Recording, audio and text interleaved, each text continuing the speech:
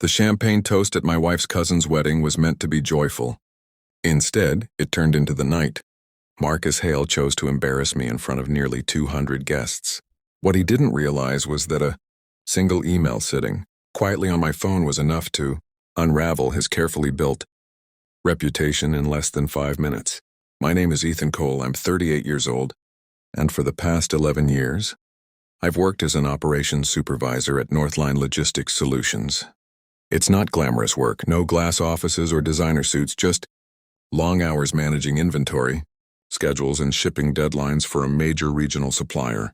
I wear safety boots, not polished loafers. My office is a former stockroom with a scratched steel desk and a coffee machine that should have been replaced a decade ago. Still, I take pride in what I do. It's honest work and it's given me a life I respect. My wife, Laura, works as a brand coordinator for a small creative firm in the city. We met almost 10 years ago at a friend's backyard cookout, and I knew from the start she was different, sharp, warm, and refreshingly down to earth.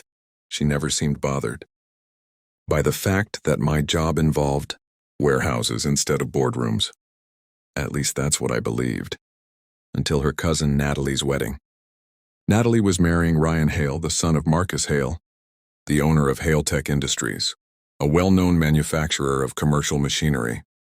The Hales had money, the loud kind of wealth that announced itself without being asked.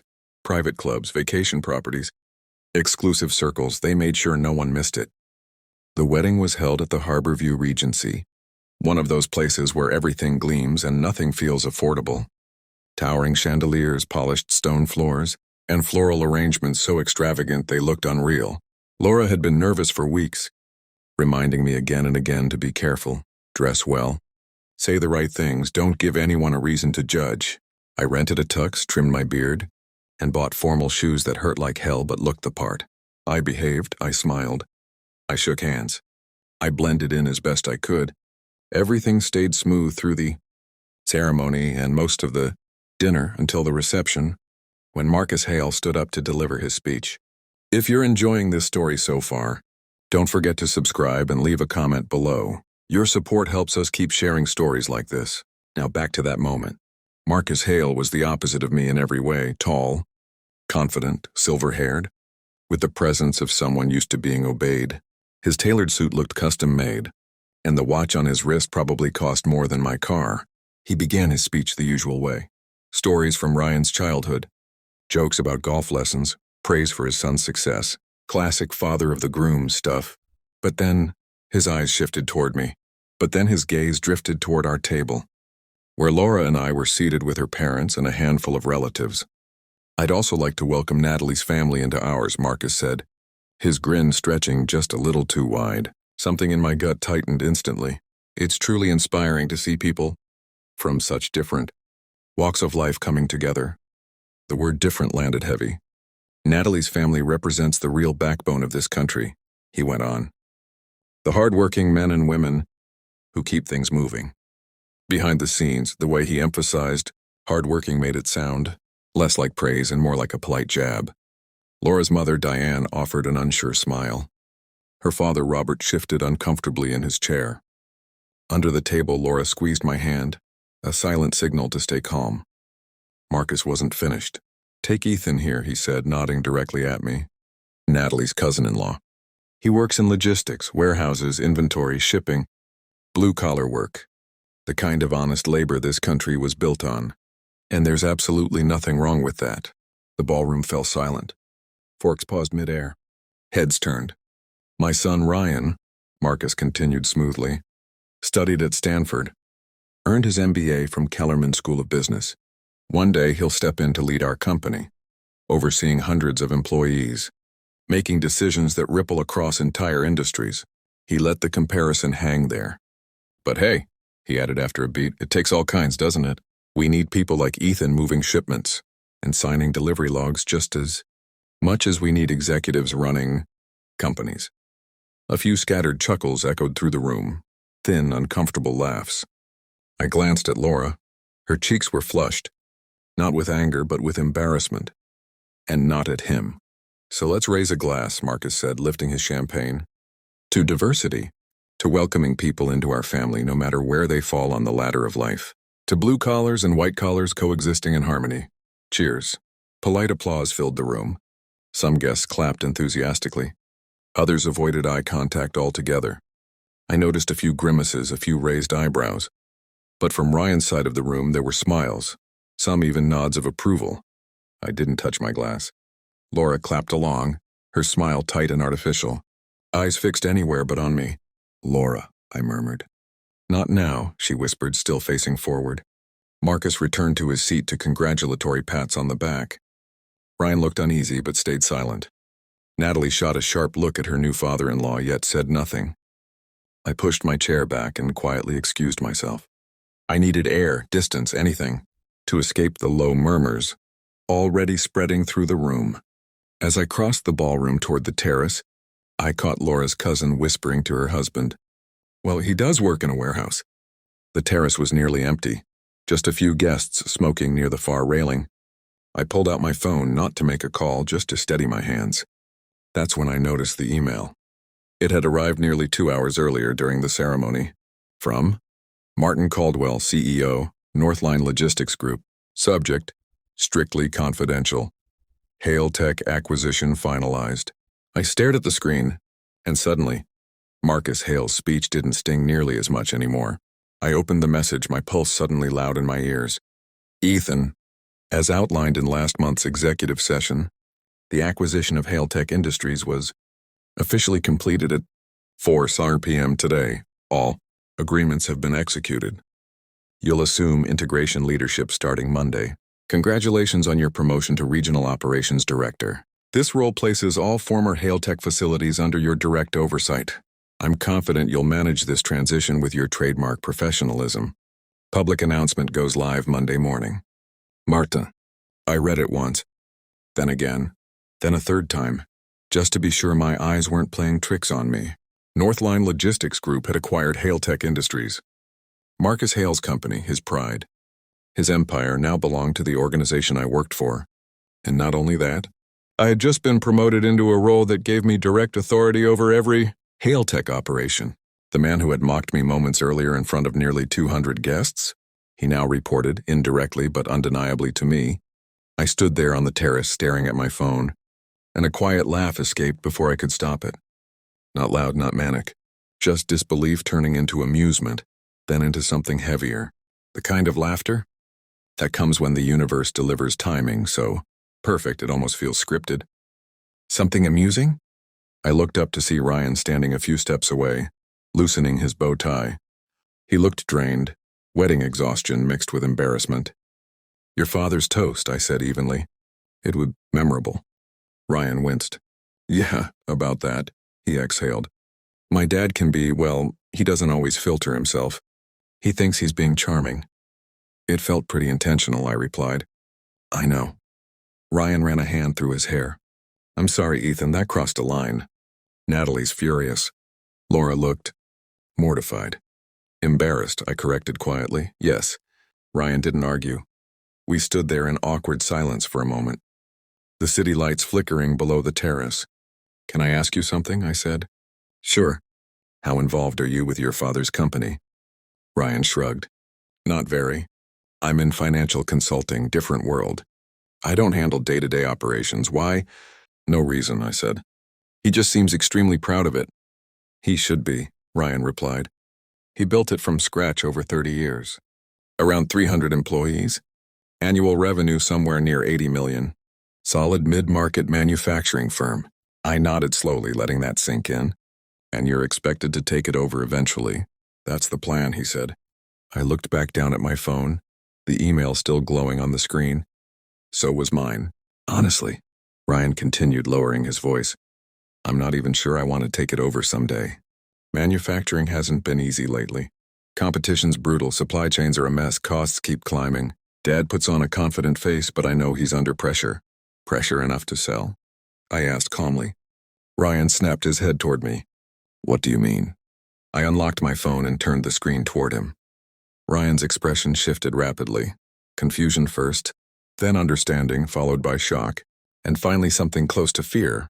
This is real?" he asked, barely audible.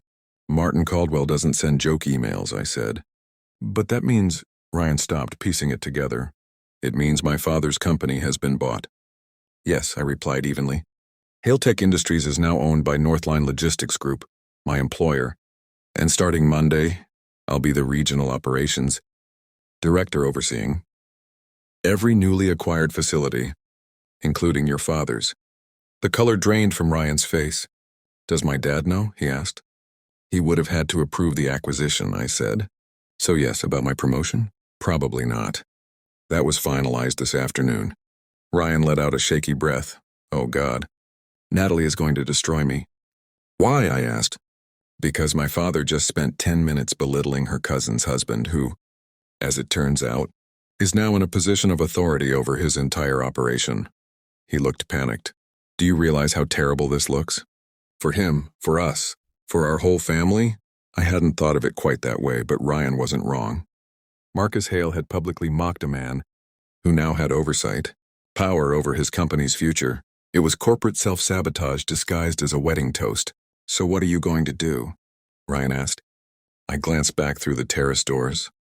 Inside, the reception buzzed on. Laura was speaking animatedly with her mother, her posture tense, probably replaying the humiliation on a loop. Marcus sat at his table, relaxed and smug, laughing with guests who clearly enjoyed his performance. Natalie sat alone at the head table, her cake untouched, her jaw tight. I'm going back inside, I said. Ryan stiffened. And I'm going to show your father that email. Ethan, please, Ryan said quickly. Wait, think about this. There has to be a better time. A better way. I've been thinking for the last 10 minutes, I replied. And I've decided your father needs to understand something before he spends the rest of the evening making warehouse jokes. Ryan grabbed my arm. I'm begging you. Don't do this tonight. Not at my wedding. I looked at him, this man who had just married into my wife's family, who looked genuinely distressed, caught between loyalty, shame, and fallout he couldn't control. And for a moment, I almost reconsidered. Did you try to stop your father during that speech? I asked. Ryan's hand slipped from my arm. No. Did your mother? I pressed. Anyone in your family stand up and say it was inappropriate? He didn't answer. But now, I continued quietly, you want me to show restraint, to be the bigger person, to protect everyone from embarrassment. I just don't want my wedding ruined, Ryan said, voice strained. Your father should have thought about that before turning me into a punchline, I replied and walked past him toward the ballroom. The reception was alive with noise again. The DJ had switched to something upbeat. Couples spun across the dance floor. Servers weaved through, the crowd with champagne flutes and traits of hors d'oeuvre. Laughter filled the air. I moved straight toward Marcus Hale's table. He was seated comfortably, surrounded by relatives and business associates, mid-conversation and clearly enjoying himself. Marcus, I said. My voice sliced cleanly through the chatter. I need to show you something. He looked up slowly, irritation flickering behind his eyes. Ethan, he said coolly. Enjoying the party? I imagine the open bar is a nice upgrade from whatever you usually drink. A few people chuckled. I didn't react. I just received an email from my CEO, I said, extending my phone. I think you'll find it relevant. Marcus accepted the phone with a patronizing smile, like he was indulging a bored child. I watched his face as he read. The smile vanished first, then came confusion, then realization. The color drained from his face so quickly I thought he might actually collapse. That's not possible, he muttered. This can't be right. It is, I said evenly. Finalized at 4 o'clock this afternoon. You should have received the paperwork. His hands were trembling now. They told me the acquiring firm was... He stopped. They never said... Northline operates through multiple subsidiaries during acquisitions, I explained calmly. Standard procedure. But yes, Northline Logistics Group is the parent company. My company. One of the men beside him leaned in to see the screen. Marcus, what's going on? Marcus couldn't answer. He just stared at the email like it had rewritten his future in real time. You sold your company, I continued, my voice carrying farther than I intended. Nearby tables had gone quiet. Heads were turning. To Northline Logistics Group, I said. Which means that as of Monday morning, Hailtech Industries becomes a Northline facility. And as of Monday, I'll be stepping into the role of regional operations director. overseeing integration and ongoing operations. The man reading over Marcus's shoulder inhaled sharply. Jesus, Marcus. So, I added, about those blue-collar comments in your speech. About how people like me move boxes while people like you make the important decisions. I leaned in just enough for him to hear me clearly. I'll need you to keep that perspective in mind during our first operational review when you're reporting to me. The room had gone completely still. Even the DJ had stopped the music. Every eye in the ballroom was locked on us. Ryan stood a few steps away, pale and frozen. Natalie had risen from the head table, horror written across her face as she looked between her husband and her father-in-law. Conversations had died mid-sentence. And Laura was staring at me. Not angry, not proud. Something far more complicated. Something I didn't yet know how to read. Something closer to disbelief crossed Marcus's face before he finally found his voice. This is a misunderstanding, he said hoarsely. There's been some kind of error. There isn't, I replied. Martin Caldwell doesn't make errors when it comes to acquisitions. You signed the agreements, Marcus. You sold the company. You just didn't know who the buyer was. Ethan? Laura appeared at my side, her fingers tightening around my arm. Can we talk? Privately? In a minute, I said, without looking away from him. Marcus pushed his chair back and stood, forcing a version of composure. This is my son's wedding. Any business discussion can wait until Monday. You're right, I said calmly. And I wish you'd thought about that before turning your toast into a commentary on class and blue-collar work. But since you opened that door, I figured you deserved to know exactly who you were talking about. His jaw hardened. I'll be speaking with Martin Caldwell first thing Monday, he said sharply. That can be arranged, I answered. Though you should know, Martin specifically requested that I oversee the Hail Tech integration myself. He believes I have a strong grasp on operational efficiency and personnel leadership. The meaning settled heavily between us. Marcus Hale's future at the company he built now rested in the hands of the man he had just ridiculed. Ethan, please, Laura said again, tugging at my arm. You've made your point. Let's go. I let her guide me away from the table, past silent guests and wide-eyed stares, out into the quiet hotel corridor. The moment we were alone, she turned on me. What the hell was that? She demanded. That, I said evenly, was me standing up for myself. Something you didn't do. You publicly humiliated Marcus Hale at his son's wedding. He humiliated me first, I replied. I just happened to have better leverage. Her face flushed. Do you have any idea what you've done? The position you've put me in? Natalie in? The position I've put you in? I repeated slowly. Laura, your sister's father-in-law spent 10 minutes mocking my job in front of 200 people. And you sat there and clapped along. I did not laugh. You didn't defend me either, I said. You just sat there, embarrassed that your husband works in a warehouse. She stiffened. Embarrassed that I don't have an Ivy League degree, or a trust fund, or whatever Marcus Hale thinks makes someone worthy of respect. She opened her mouth to argue, then stopped. Because she couldn't deny it. You know what hurts the most? I continued quietly. It's not what Marcus said. Marcus will survive, I said quietly. I can handle that. What I can't shake is knowing you were embarrassed by me, that you've been embarrassed this whole time and I just didn't see it. That's not fair, Laura said, but the words came out weak, almost rehearsed. Isn't it? I asked. When was the last time you invited anyone from your agency over to our place?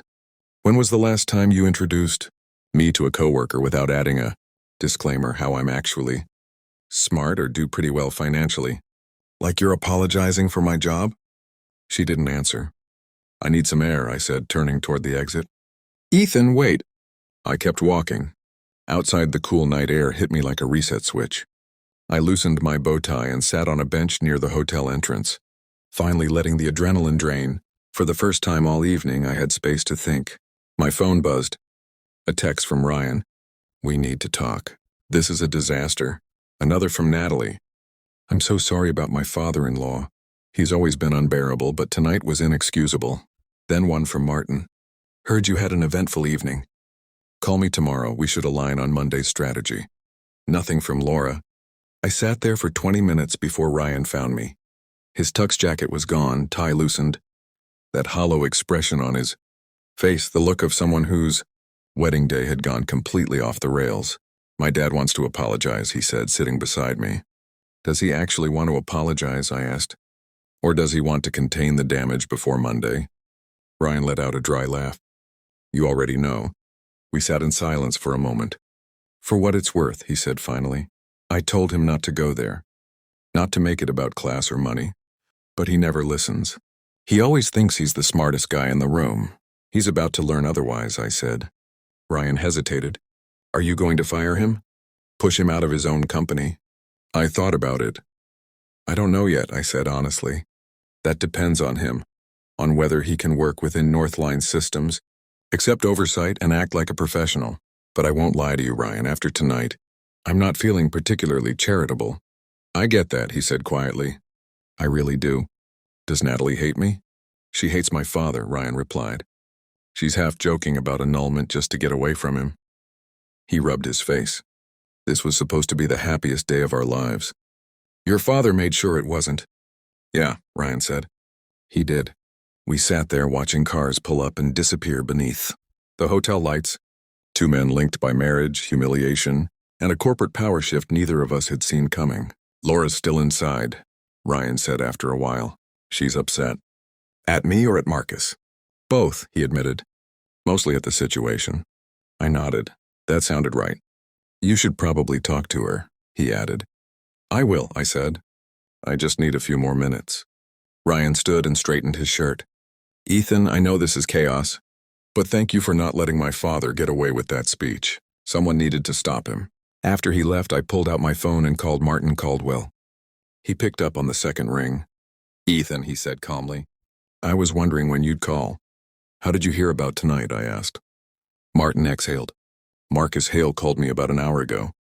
He was emotional, accused you of impropriety, conflict of interest, and demanded your immediate termination. I closed my eyes. And? I asked. I married you because you were real, she continued. Because you worked hard, because you didn't posture or pretend. But somewhere along the way, I started measuring our life against other people's lives. And tonight, I let my own insecurity stop me from standing up for my husband. So what now, I asked. She looked up at me, eyes glassy. I don't know. I want to promise I'll change. That I'll stop caring what people think. But I don't know if I can. And I don't want to lie to you. I nodded slowly. That's probably the most honest thing you've said to me in months. We sat there in silence. The kitchen quiet except for the hum of the refrigerator. Two people taking stock of what the night had exposed and what might not survive it. Are you going to make Marcus's life miserable on Monday? Laura asked quietly. I'm going to do my job, I said. Whether that makes his life miserable is entirely up to him. He deserves it, she said. After what he said. Maybe, I replied. But that's not why I'm there. Northline acquired Hailtech for strategic reasons, and I'm the one they trust to manage the transition. Everything else is just unfortunate timing. Laura smiled faintly. You're a better person than I am. I just have different priorities. Monday morning arrived faster than I expected. I pulled into Hailtech Industries at exactly 8 a.m., dressed the way I always dressed for work, steel-toed boots, pressed work shirt, no unnecessary polish. Under my arm was a tablet loaded with Northline's integration framework, operational benchmarks, and assessment criteria. Marcus's assistant tried to stop me outside his office. I'm sorry, she said carefully. Mr. Hale doesn't have you on his schedule. I handed her my badge. Regional Operations Director, I said. I don't need to be on his schedule. Marcus's office looked exactly like I'd imagined. Dark wood paneling, leather chairs, framed photos of him shaking hands with politicians and industry leaders, power preserved in decor. He sat behind his oversized desk, eyes bloodshot, jaw tight. Good morning, Marcus, I said, taking a seat without waiting for an invitation. Ready to begin operational integration? He stared at me openly now. No pretense, just resentment. This is harassment, he said flatly. This is business, I replied. Northline acquired your company. I'm here to ensure a smooth transition. I want Martin Caldwell present for these meetings. Martin's in Tokyo closing another acquisition, I said. You've got me. For the next 3 hours. We went line by line through Hailtech's operation, production timelines, supplier contracts, logistics workflows, personnel structure, quality metrics. Every question I asked tightened his expression. Every inefficiency I flagged added to the tension. But the thing was, I wasn't nitpicking. I wasn't grandstanding. I knew exactly what I was doing. Your inventory turnover is well below industry benchmarks, I said. Scrolling through warehouse data. You're carrying excessive slow-moving stock. That's tied up capital. Marcus leaned back defensively. We maintain higher inventory to ensure customer satisfaction. You maintain higher inventory because your forecasting system is outdated, I said calmly. Northline uses predictive analytics that reduce carrying costs by nearly 30% while improving delivery, reliability, silence. By noon, we'd identified over $2 million in recoverable value through process improvements alone. No layoffs, no plant closures, just better systems, better visibility, better leadership. And slowly, reluctantly, I saw it register. Marcus Hale wasn't dealing with a warehouse guy out of his depth. He was dealing with someone who understood operations at a level he hadn't kept up with. By the time I stood to leave, his anger had shifted. Not gone, but recalibrated, and for the first time since the wedding, I knew something with absolute certainty. No matter how this ended, I belonged exactly where I was. I'll have formal recommendations to you by the end of the week, I said, packing up my tablet. We'll reconvene Monday to discuss implementation. Marcus Hale walked me to the door. You're enjoying this, aren't you? Lording it over me? Actually, no, I said. I'm doing my job. That's what you never understood about people like me. We don't need to prove we're better than anyone else. We just need to do good work. As I stepped outside Hailtech Industries, my phone rang. Laura. How did it go? She asked. Professionally, I replied. I'm proud of you. Thanks, she said. Then, after a pause, listen, I've been thinking about us. About what you said Saturday night. Laura, let me finish, I interrupted gently. I think we need counseling. Real counseling. Where we talk about expectations, resentments, and figure out if this marriage is something we both want to fight for. A long pause. Then, okay, yes, I'll find someone. Good, and Laura, no more apologizing for what I do. No more qualifiers. Either you're proud of me or you're not, and I need to know which it is. I'm proud of you, she said softly. I'm just not always proud of myself. At least that was honest. 6 months later, Marcus Hale retired early from Hailtech Industries. Officially, it was to spend more time with his family. Unofficially, he couldn't adjust to working within Northline systems, reporting to someone he once mocked. Ryan took over day-to-day operations. He proved better at adapting, more willing to embrace change, and more receptive to suggestions. Under his leadership and with Northline's frameworks, Hailtech became one of our most profitable facilities. Laura and I are still in counseling. Some weeks are easier than others. We're learning to communicate, to confront resentments before they become weapons, to be honest about what we want and need. I don't know where we'll end up, but we're trying. Ryan and Natalie are doing well. They had a baby girl last month and deliberately chose not to invite Marcus to the hospital. Some bridges once burned aren't meant to be rebuilt. As for me, I'm still wearing steel-toed boots, still managing warehouses and logistics operations, but now as Regional Operations Director, and with a deeper confidence. Honest work is nothing to apologize for. Marcus Hale tried to humiliate me because he thought blue-collar meant lesser. He learned the hard way that the color of your collar doesn't define your worth, your character does. And that lesson cost him everything. If this story resonates, remember, respect is earned, not bought. Stand by your work, your principles, and your integrity, because in the end, those are the things no one can take from you.